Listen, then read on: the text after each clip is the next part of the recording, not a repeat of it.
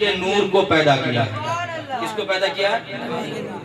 یہ جو ہم لوگ اولیاء کرام کو مانتے ہیں نا، ولی کے نام کا نعرہ لگاتے ہیں، علی کے نام کا نعرہ لگاتے ہیں، تو کچھ لوگوں کو پریشانی ہوتی ہے، دقت ہوتی ہے، حیرانی ہوتی ہے، اور شاید اسی بدبودار لوگوں کی بدبو کا یہ نتیجہ ہے کہ یہ خشک ماحول نظر آ رہا ہے۔ مگر ہم عقیدت والے لوگ ہیں، محبت والے لوگ ہیں، اور امام عشق و محبت سے پیار کرنے والے لوگ ہیں، تو ہمارا عقیدہ یہ ہے کہ یا رسول اللہ جان ہے عشق مصطفیٰ، روز وضو کرے خدا، جس کو ہو درد کا مزہ ناز دوا اٹھائے گی۔ اللہ نے سب سے پہلے کس کو پیدا کیا ہے؟ زور سے بولو اور زور سے بولو۔ میں نے پہلے کہا تو کہا کسی کو معلوم ہی نہیں ہے۔ اب ایک مسئلہ آپ کو اگر معلوم ہو گیا ہے تو مفتی صاحب آپ کے امام صاحب بیٹھے ہیں، آپ ان سے پوچھئے گا، یہ اپنا مہر لگا کر آپ کو فتویٰ دیں گے کہ رات میں دین کی ایک بات سیکھ لینا، دین کا ایک مسئلہ جان لینا، ساری رات نفلی عبادت کرنے سے زیادہ بہتر ہے۔ آج صحیح ہے کہ نہیں مفتی صاحب؟ اب آپ نے ایک مسئلہ ایک بات تو جان لی نا، جلسہ کامیاب ہے، بچوں کو میں مبارکبادی پیش کروں پھر سے کہ آپ کامیاب ہو گئے۔ سب سے پہلے اللہ نے کس کو پیدا کیا؟ نبی کے نور کو، اور اسی نور محمدی سے اللہ نے کل کائنات کو، ہر شے کو پیدا فرمایا۔ یہ زمین، آسمان، چاند، سورج، حور و غلمہ، فرشتے، جن، انسان، جنت اور اس کی بہاریں،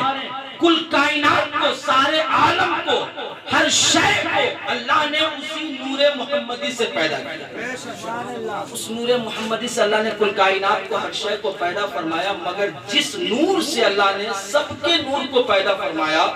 اس نور کو اللہ نے سب سے پہلے پیدا تو کیا، مگر ہمارے درمیان اسے سب سے اخیر میں مبعوث فرمایا۔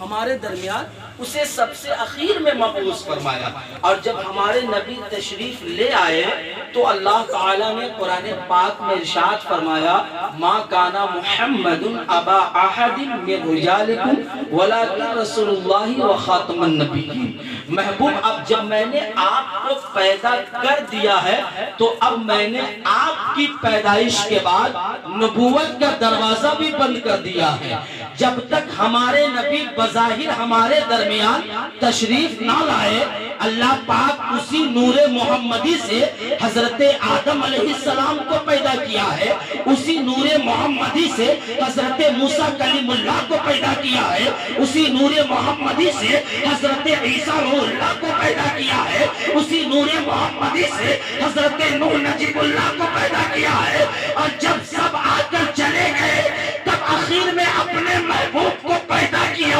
اور فرمایا کہ اب یہاں سے نبوت کا دروازہ بند، چونکہ میرا محبوب اول بھی ہے آخر بھی ہے، نہ اس سے پہلے کچھ تھا نہ اس کے بعد کوئی اور نبی ہوگا۔ جیسے ہی رب نے فرمایا، ابلیس ملعون خوش ہوا اور کہا کہ اب تو اچھا موقع ملا ہے، اب جب نبوت کا دروازہ بند ہو گیا ہے، نبیوں کی آمد کا سلسلہ بند ہوا ہے، تو اب اللہ کے بندوں کو بہکانا آسان ہوا ہے۔ اللہ کے بندوں کو اللہ سے دور کریں گے، اللہ کے بندوں کو ہدایت سے دور کریں گے، اس لیے کہ اب کوئی ڈوبے سورج کو واپس پلٹانے والا نہیں جائے گا،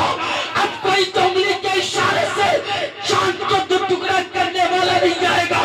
اب کوئی زمین پہ ایڑی رگڑ کر آب زمزم جاری کرنے والا نہیں جائے گا، اب کوئی بے راہوں کو راہ راست پہ لانے والا دوسرا دنیا میں نظر نہیں جائے گا۔ جب ابلیس نے خوشیاں منائی تو رب کی مشیت نے انگڑائی لی اور فرمایا، ابلیس خوش مت ہو، اب تک نبوت کا دروازہ کھلا تھا، تو نبیوں کی جماعت میرے محبوب کی